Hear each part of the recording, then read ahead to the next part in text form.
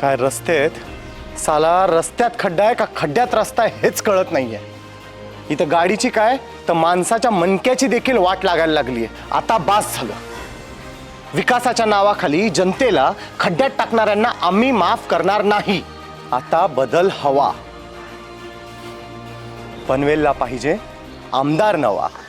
पनवेल विधानसभा मतदारसंघाचे अधिकृत उमेदवार श्री बाळाराम दत्तात्रय पाटील यांना शेट्टी या चिन्हासमोरील बटण दाबून प्रचंड बहुमतांनी विजयी करा.